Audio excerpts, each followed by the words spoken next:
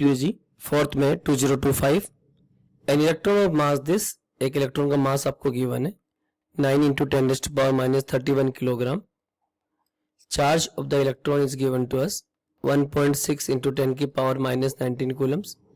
Moving with the speed, this velocity of the electron is c by 100. C is the speed of light.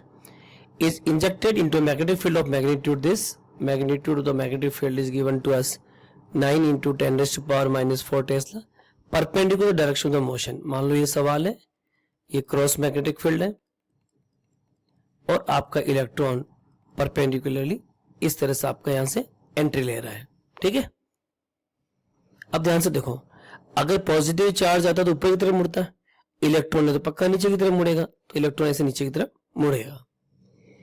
We wish to apply electric field together with the magnetic field so that electron does not deflect from its path, यानी कि एक ना एक electric field कुछ इस तरह से लगा रखा आपने। मान लो ये एक प्लेट यहाँ पे है, एक प्लेट यहाँ है, ऊपर की तरफ पॉजिटिव होना चाहिए तभी इलेक्ट्रॉन ऊपर की तरफ मुड़ेगा और अनडिवाइडेड रहेगा, और नीचे की तरफ नेगेटिव होना चाहिए। Then E is perpendicular to B, parallel to B, and what is the magnitude of the E? ये आपका सवाल है। अब ध्यान से देखो, तो जो इलेक्ट्रिक फील्ड है, इलेक्ट्रिक फील्ड किस तरफ लग रहा है? इलेक्ट्रिक फील्ड इस डायरेक्शन में लग रहा है, लाइक दिस, क्योंकि electron always move opposite to the electric field.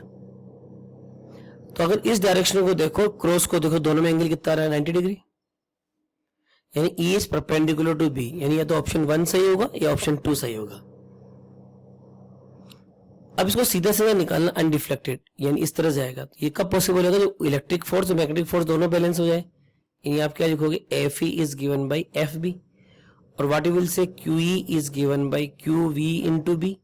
Theta तो 90 डिग्री है, QE भी sin 90, sin 91 हो गया। यहाँ पे आपने Q से Q कैंसिल कर दिया। अब आप लिखोगे E equal to V। V कितना है आपका? C/100। मैग्नेटिक फील्ड कितना गिवन आपको? 9 इंटू 10 की पावर माइनस 4।